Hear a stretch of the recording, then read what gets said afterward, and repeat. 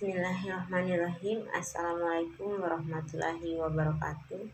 Pertama-tama, tak bosan-bosannya saya di sini mengajak kepada hadirin sekalian untuk senantiasa memanjatkan puji dan puja syukur kehadirat Allah Subhanahu wa taala yang hingga kini masih senantiasa memberikan rahmat dan karunia-Nya sehingga kita masih diberikan kesempatan untuk dapat menghirup udara dengan leluasa.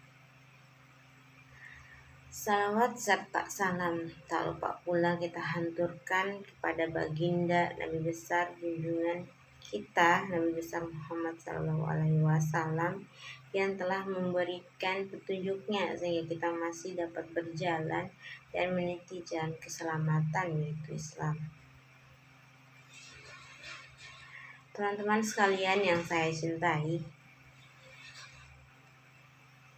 jika kita melihat lebih dalam lagi, pada dasarnya negara Indonesia merupakan salah satu negara yang memiliki potensi ekonomi yang terbilang cukup tinggi. Dan nampaknya hal ini cukup disadari betul oleh dunia internasional.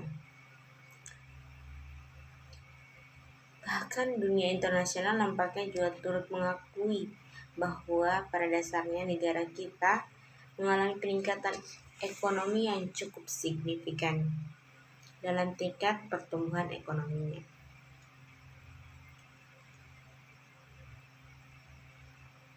Dan bahkan Indonesia dikatakan sebagai salah satu negara yang memiliki potensi ekonomi yang terbilang canggih, hingga pada akhirnya Indonesia pun semakin menjadi salah satu negara yang patut untuk diperhitungkan perekonomiannya di dunia internasional. Hingga hal tersebut nampaknya memang memberikan dampak yang cukup baik bagi keadaan ekonomi kita, khususnya para investor asing yang mau berinvestasi di negara kita. Teman-teman yang saya cintai dan dirahmati oleh Allah Subhanahu wa taala, namun nampaknya keadaan tersebut terlihat jauh dari gambaran keadaan ekonomi, khususnya untuk tingkat ekonomi masyarakat kelas rendah. Karena memang setiap pertumbuhan dan perubahan ekonomi yang terjadi, pada dasarnya masyarakat rendah juga akan merasakan imbasnya.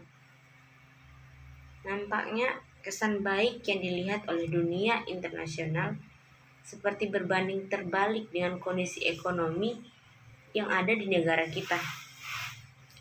Karena ternyata pada kenyataannya masyarakat kalangan menengah ke bawah malah merasakan keadaan ekonomi yang semakin terpuruk karena hanya dinilai membela kaum atas saja. Bahkan banyak dirasakan kebijakan-kebijakan pemerintah yang digembar-gemborkan untuk kepentingan rakyat, nyatanya tentu saja tidak sepenuhnya membela kepentingan rakyat.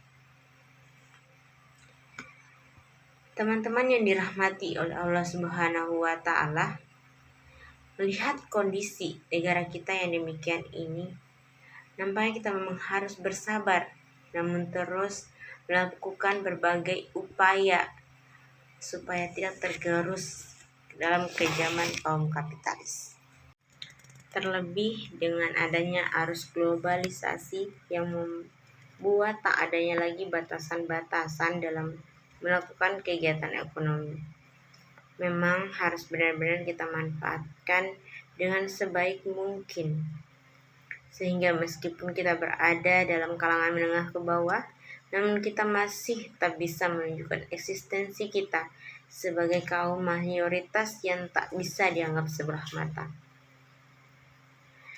Teman-teman yang dirahmati oleh Allah Subhanahu wa taala, kiranya hanya singkat saja pesan yang dapat saya sampaikan pada kesempatan ini. Apabila terdapat beberapa patah kata yang tidak berkenan, mohon dimaafkan.